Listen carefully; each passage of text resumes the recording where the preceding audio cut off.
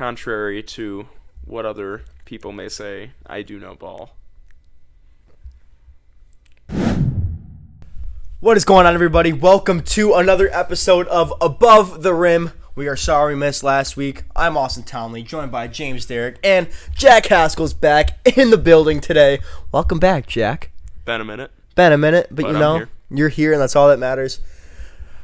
Welcome to another episode of Above the Rim, presented by Afterthought Sports.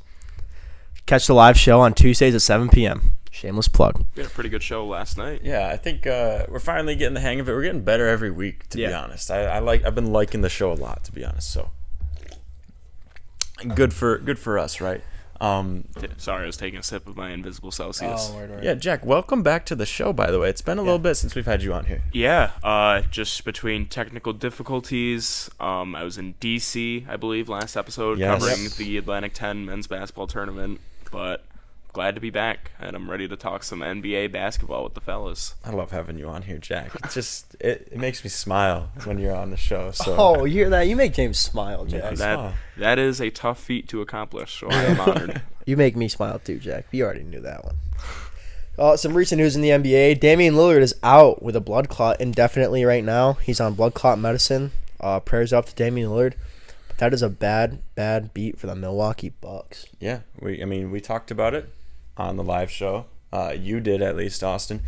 We've never seen Giannis and Dame in the playoffs before, and we're getting down to the nitty gritty here towards the playoffs, and of course, Dame hit with the blood clot. I mean, come on. Yeah, and the medicine part is where it gets tricky, because with the NBA's kind of strict-ish drug rules, they might have to make Dame wait until it's fully out of his system for him to play again. Yeah. That was similar with Chris Bosh, right? Yeah.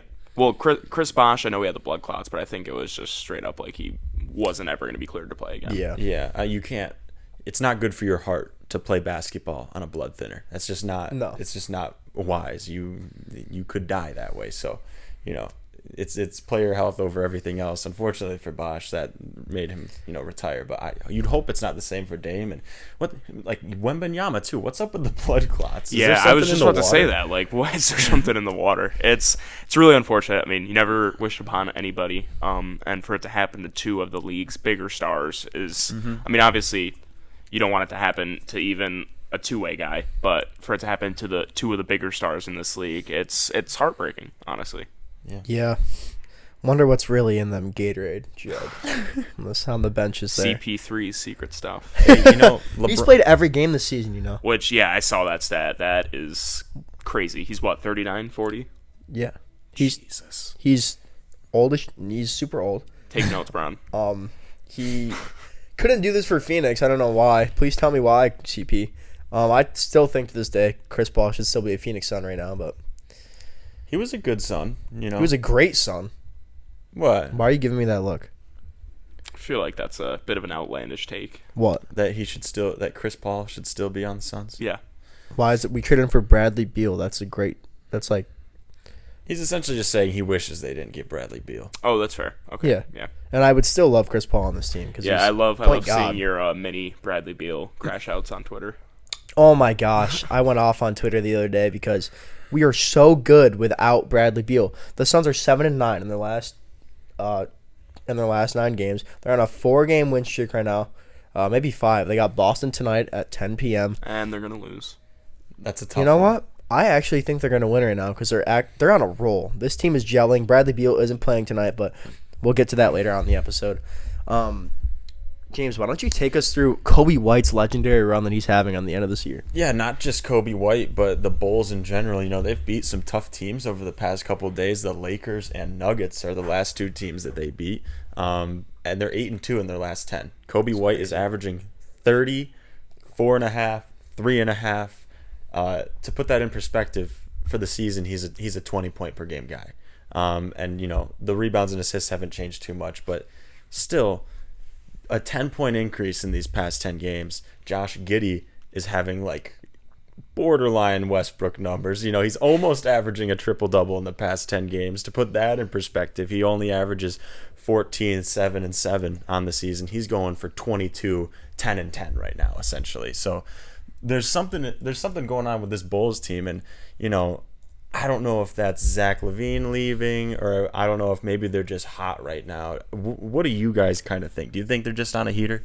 Yeah, I'm a big Kobe White guy. I mean, he lost a little bit of his aura when he shaved his head, as basketball players tend to do. But I think, especially with Zach LaVine being off this team now, he's like the number one scorer on this team. Because, I mean, yes, Giddey can score, but he's a pass-first point guard. And with Kobe White getting all these looks, like, it's only going to help his development. And I could see an all-star selection down the line for him if he keeps playing like this. I don't disagree at all. I mean, even looking, like, he's only averaging a 30 points per game mark in the last 10 games, but even looking at his season stats, he's still averaging 20 points per game. Mm-hmm. That's clear. That's by far and away all-star numbers. Yeah, and he wasn't even the first option on that team for most of the year. I mean, Austin, what do you think? I mean, we saw the development of Kobe White in the past few years. He struggled when he came into the NBA. Very slow start, wasn't efficient at all when he first started in his first 2 years. But he is emerging into his own. Since last season, we saw Kobe White really take that step up towards about like a third into the season. Mm-hmm. He struggled to start the year last year, but he picked it up. And he's been good ever since. I mean, their play-in game that they had last year, I think he scored a career high. It was like 47 or like 52 or something like that, and it didn't count because, they lost, and the play-in tournament stats don't count for anything. So we see that he can shine in the big moments too. I don't know if we're going to see this Bulls team with him on the squad in the playoffs necessarily anytime soon. I don't see, to go against Jack, I'm not going to lie, I don't see Kobe White making an all-star selection in that Eastern Conference, especially when it's so guard-heavy in the East right now. I mean, you got to beat out guys like Cade Cunningham. Damian Lillard is still in the East. You got some of the best guards in the Damian NBA. Lillard may never play basketball again, in all fairness. Well, it's a blood clot in his leg. He's going to play basketball again. That's what we said about Chris Bosh. Chris Bosh was his heart. It was also a blood clot. Hey, I'll just to piggyback off this a little bit. We would need to see the Bulls win more games, to be completely honest. For Derek, I wouldn't Kobe White to make an all-star selection. Kobe White can keep putting up these stats. If the Bulls are consistently a bottom of the barrel team, like, he's not going to get the all-star selection. Yeah, I mean, I don't see a world where I think Kobe White's going to be one of those really good players who just don't make an all-star team ever because everyone is so much better. Here's what I'll say. If the Bulls can put together a formidable roster in the next 4 seasons, and Kobe White is still on that team and he doesn't look to go anywhere else, ultimately you also have to think somewhere else could be the better option for him. Think about, I'm not really sure when he's an unrestricted free agent, but he could be someone who puts up great stats on a terrible team and gets paid when it comes time to switch teams. So you have to think about that too. But I think both of you kind of have a point. I mean, he could easily be in an all-star game. That's, I think we have to consider that. But the Bulls right now sitting at 9 in the Eastern standings. There's pretty much, you have it cut out 4 teams for the play-in: the Hawks, Magic, Bulls, Heat. Interested to hear, who do you guys think out of that? Because it's almost set in stone at this point. Who's going to make the NBA playoffs out of that play-in tournament, and who do you think is going to be left off? Yeah, I think it's going to be the Hawks and the Bulls getting in, and the Heat and the Magic getting out. As much as I want the Magic to kind of make a sneaky push, I just think with all of the injury struggles that they've had, they're not able to get their rotation solidified the way they want to in this late season stretch. I think that's going to hurt them. And then for the Heat, I mean, just what they did to Jimmy Butler, I would like them not to make the playoffs, and I don't think they will, just talent-wise, make the playoffs. And like you said, the Bulls have just been on a tear since trading Zach LaVine. I think they're going to start to pick up even more momentum than they already have. And the Hawks, I mean, if we don't see this backcourt of Trae Young and Dyson Daniels play a playoff game together with the way they're both playing right now, that would be criminal.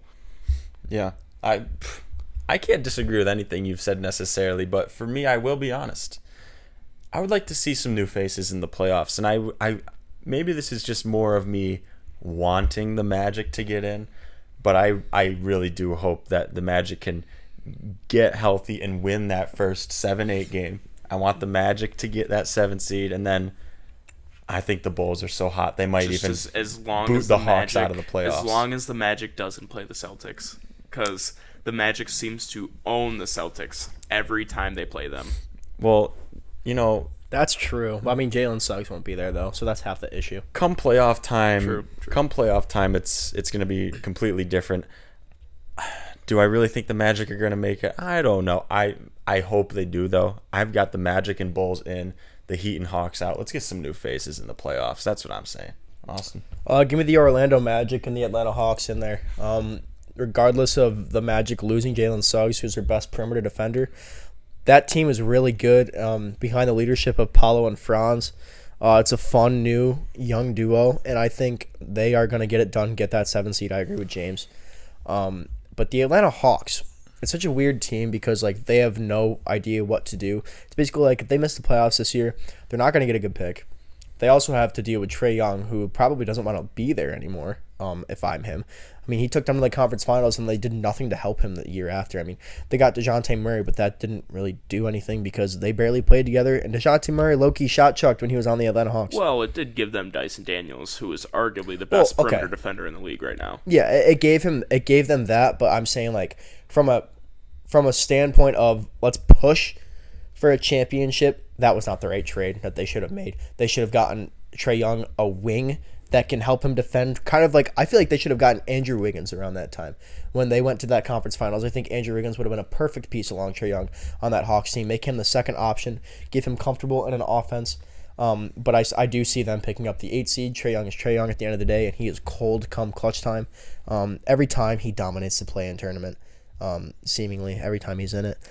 And I like watching Trae Young in the playoffs. It's so fun because 40, 43, 37, 36, 25, and 13. Like, it's really fun to watch. And then Dyson Daniels and Jalen Johnson on that defensive end, I think, is really cool. So, give me Orlando and Atlanta. You might be convincing me to want the Hawks in the playoffs at this point. So, maybe, but I don't know, man. If we're going to look at the play-in in the East, we might as well take a look at the West as well. The West is not quite as clear-cut. I think there are a couple teams you could group into the play-in here. The Lakers all the way up at 5.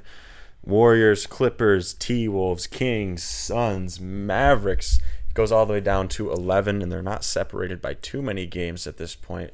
Who do you guys have in? Who do you guys have out? I'm just going to come out and say it. When it's all said and done, the Lakers and the Warriors will not be in play-in contention. I think you can eliminate them right now from being in play-in contention. Just the talent on the roster. It's different from the play-in teams. Right. The Mavericks, it's a little tricky because it's going to depend on if Anthony Davis will be consistently playing down the stretch. I know he just made his return, but I really don't know how smart it is to be playing him right now. Like, the Mavericks season is over. There's nothing to play for anymore. I mean, they would have to not only make the play-in, they would have to win multiple games in the play-in. Then they'd have to go up against a 1 or 2 seed in the Western Conference. Which I will say, the 2 seed right now in the West is the Rockets, and there's no chance they win a playoff series this year. No way in hell. None of those guys have played in a playoff game ever in their life, other than Fred VanVleet. That is no chance is a little crazy. That is quite the take, but I mean, we see it. When you make the playoffs for the first team and your team is 25 and under, basically, they ain't gonna do shit. Interesting. The Thunder, we've talked about this on the show before. The Thunder did struggle in the playoffs, last year. And the first time they made it to the playoffs, though, they had Chris Paul with them, and guess what they did? They lost in the first round. It was a very competitive series, though. Like, it was down to the wire. Still lost. But anyway, so for the West group, you. I'm looking at the Clippers, the Timberwolves, the Kings, and the Suns. Give me the Timberwolves and the Kings making it in, and the Clippers and the Suns going out. I really like the T-Wolves and the Kings and what they've done. The Kings, since firing Mike Brown and Idiots. and getting Idiots. Zach LaVine at the trade deadline, they've been storming, and I really like the type of basketball that they play. The Timberwolves, I just want to see Ant Edwards in the playoffs. I mean, it would be criminal if the team that they have built around Ant Edwards right now misses the playoffs, and we don't get to see Anthony Edwards drop 40, 50 points in a throwaway playoff game. I think that's criminal. And the Clippers and the Suns being out, I mean, both teams have just kind of been collapsing slowly but surely throughout the season. I mean, you'll probably admit it, Austin, the Suns are just crumbling at the seams. Not right now, they're not. It seems. Not right now. And the Clippers, I mean, Kawhi has just been really inconsistent when he has been playing, when he hasn't been playing, and I don't think they've replaced Paul George and Norman Powell, but they've only really replaced him in scoring, in my opinion. Here's what I'll say. All right. I would like to see the Kings get in with the moves that they've made at the trade deadline, but in the last 10 games, they're 2-8. They're on a 4-game losing streak right now. Suck right now. And you can't say that for the Clippers or the Timberwolves. Or the Suns right now. They're playing better basketball. Austin, I'm so sorry, but I still don't see your Suns in the playoffs. It's okay. It's okay.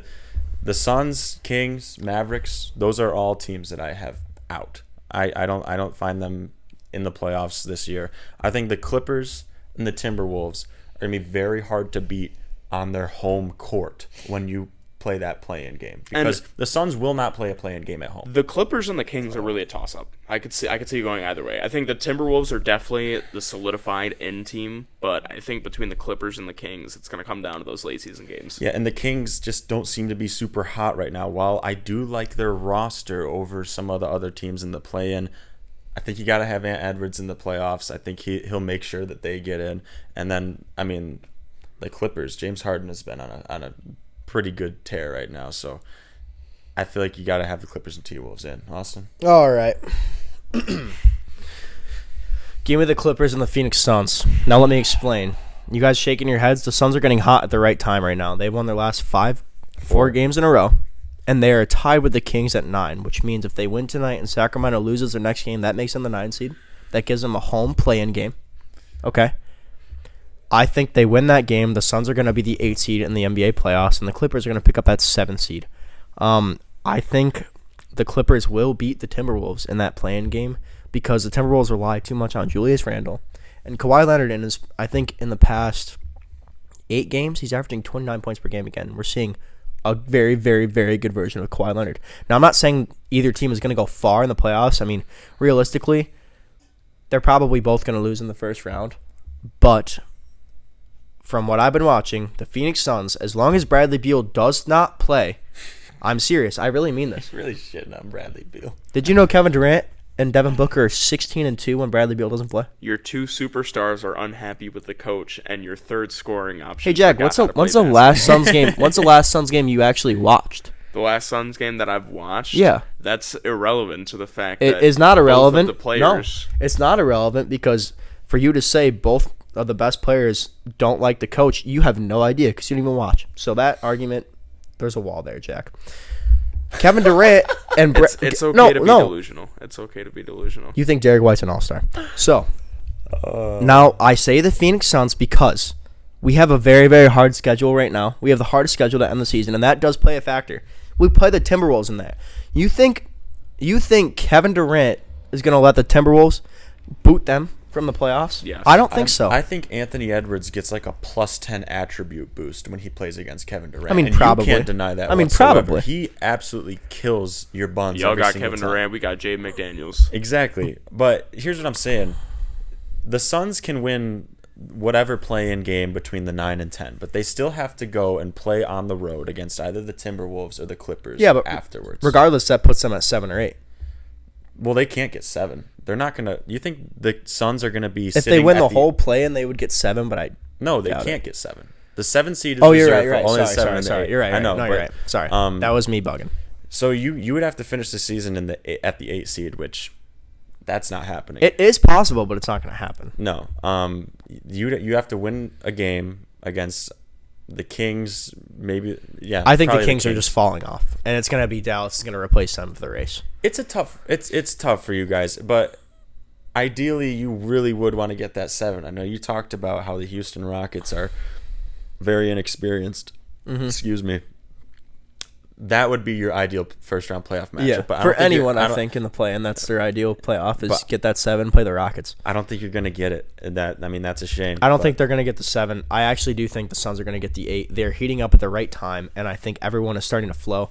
We also, the main reason that they have been so good, Brian Dunn is back in the rotation, and he's been amazing. And also Iguodala is also back in the rotation. You got to have young guys bringing the energy when they're on the court because you can tell the difference between the team as of a week ago when we stopped playing them to now. I mean, it's like a turnaround. And if you asked me 2 weeks ago, I would have told you the Suns are not making the playoffs. I think I said it here. But I'm seeing a new energy and a new kind of hunger with the Suns right now, and I think that they're getting hot at the right time. But to go back to your point about the Rockets earlier, are those young stars, Ryan Dunn and Oso Iguodala, going to be able to perform when the lights are brightest in the postseason? Yes, because they're defensive guys. They're not being relied on offense. And that's what messes up the young guys.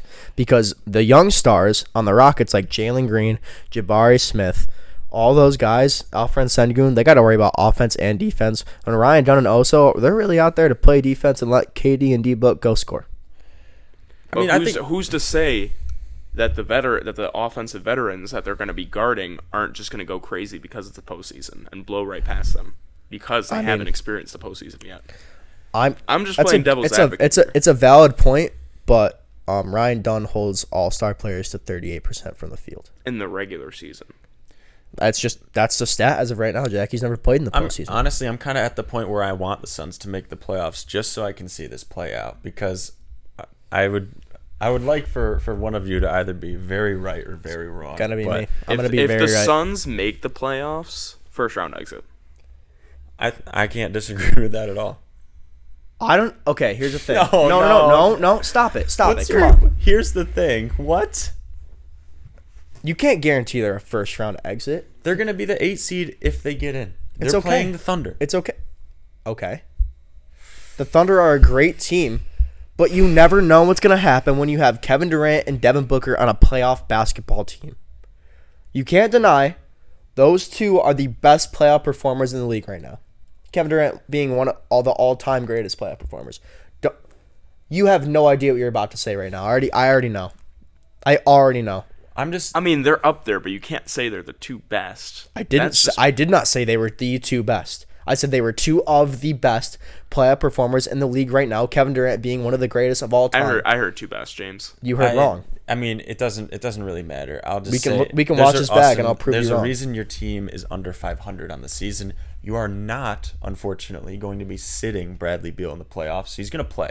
Right? No, I never said he was going to be sitting. Okay. But you're basing all of this on whether or not Bradley Beal's playing. It's not even what he's basing it on, but one of your main points was the fact that you're 16-2 when Bradley Beal doesn't play and Kevin Durant and Devin Booker do. Well, Bradley Beal's going to play in the playoffs. They're not going to sit their $50 million star. So it comes down to the fact that you can't win with one of the highest paid players in the league on your squad. That's the problem with your team. We'll see. I guess we will. To lighten it up a little bit, right, in light of the playoffs approaching, we've got some clips around just about 10 to 15 seconds or so. These are all, you're going to hear the announcers call game winners from the past 5 years or so, okay? Now, you're going to have to tell me what series those game winners were from, at least. Is this just for me? Or it's for both of you. It's for both of you. You have to tell me the series. If you can get the exact game or, even the score, flex your knowledge, do whatever. But I'm going to play you a game winner, and then you have to tell me where it was from, all right? You guys ready? Yeah. All right. Number 1, all right? This one's pretty hype. I will say they do say players' names, so you're going to know who shot this game winner. You just have to tell me who it was against, what year, if you can. All right. Halliburton takes it in the backcourt. 6 seconds to go. Crosses over on Beverly. Float game for the win! And Tyrese! The terror! That was number 1. Game 2, Tyrese Halliburton game winner over Patrick Beverly. Milwaukee Bucks, Eastern Conference Finals. That was quick, Jack. I mean, he got it. Were you there? No. Were you there? No. That was quick as hell. Okay, so what gave it away necessarily? I just watched that game, and I've seen that highlight 10 billion times. It's a little floater over Pat Bev. Yeah. Giannis is under the hoop too, I think. Yes. Okay, you got that one pretty easily. Okay, so maybe some of these aren't too difficult. This one, very recent, somewhat iconic, if you guys Listen in. Here we go. Doncic maneuvers for the lead. Got it! What a shot! Dallas has taken the lead.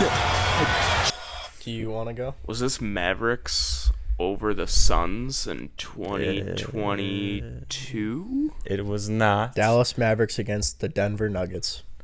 Not against the Denver Nuggets. If you want to listen to it again, you can. Wait. It is This Luka is his Doncic. step back three. This is Luka's step back three on the left wing. No. It is kind of center, if not the right wing. I'll give you a hint. Really? He had a mismatch on this play. He had a big man, if you will, guarding him on Oh, this it's on play. Rudy Gobert. Against Rudy Gobert. Oh my gosh, that's the Rudy Gobert and from the last year. Minnesota Timberwolves Yes. last year that they my ended up gosh. winning that game. That one, I thought you would get a little quicker. I'm not gonna lie. Since it was he last has year. so many. Yeah, It's so hard to Luka has so many game winners. It's so hard to depict what is what. yeah. No, Luka, he's got an archive for game winners. Yeah, he does. This one, I thought I knew that one. not quite as recent as the last one. You might have to think back a little bit on this, but none of these are pre 2018, right? So just know that, all right? 5 on the clock. Brogdon, they got to work quick. Brogdon with the left. Tipped up and in. Giannis with 5 seconds to go. This was the 2019 Bucks over somebody. You're very close. Over the Celtics at the buzzer when Giannis gave that tip layup at the That end is to beat you exactly guys. what it is. How did you get that one quicker than Luka's step back over Gobert? Cause it just. Oh, I remember trolling Garrett about that and Aiden Good about that for so long. How did you not know? It's your Celtics, Jack. It's been a while. It was the year before the Celtics got Malcolm Brogdon. Yeah, that was that's a good one. Giannis went on a good little run that year. Yeah, I know. You should know, but here we got another one. When's this one? Actually, I'm not going to tell you when it's from. But again, nothing too long ago. Porter can't find anybody. He gives it to Wall. Working against Bradley for 3. John Wall! What a shot! Now you talk about a pressure shot. That was it. Was John this Wall. Wizards over Celtics in 2018? I would Bingo. like to say that, yes. It's to Bingo. force game To 7. force game 7 when 'Cause you guys that- almost lost to them. That was quite the series because correct me if I'm wrong, that was around the time when Isaiah Thomas's sister passed away in the car crash.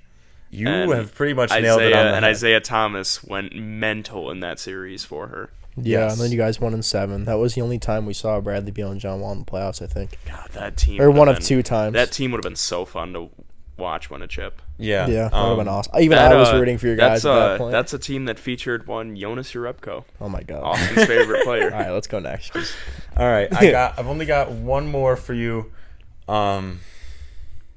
This one's it might be one of the easiest ones, but here we go. Plays Luka hitting a. The ball. Series on the line. Anunoby got it off and it goes. This is so easy. Did it count is the question. OG Anunoby buries a triple at the buzzer. OG Anunoby catch and shoot corner 3 NBA bubble Boston Celtics. With only 0.5 on the clock, OG was wide open in the corner. No dip. No dip, too. Sorry, Jack. Those last 3 were all against your Celtics. But Yeah, they're so iconic. Well, how could I not? Come on. Yeah, they're iconic. That's why you chose them. Just watch when we go back to back this year. Am I it's not gonna be rehashing fun. bad memories for you or something? I was ripping my hair out during some of those bubble series. Because we talked about the other week that Bam Adebayo finger block Oh my god. to eliminate the Boston Celtics from that bubble series. That I should have included that actually. That was one of the most impressive things I've ever seen. I watched that Probably game a with good my thing mom. you didn't include that. Oh man, I was really hoping he wasn't about to play a clip Luka Doncic to cut the lead to 42. I really thought he was going to play Chris that. Paul to cut the Or lead. Chris Paul to cut the with a lead to 42. Huge 3 to cut the lead. I was crying when he shot that shot. You guys did those pretty quick. I won't lie. At least you did, Austin. I know you got the John Wall one actually pretty quick. That was I hope you can put those up while we're listening to them, because those are that John Wall shot. What can I say? Contrary to what other people may say, I do know ball.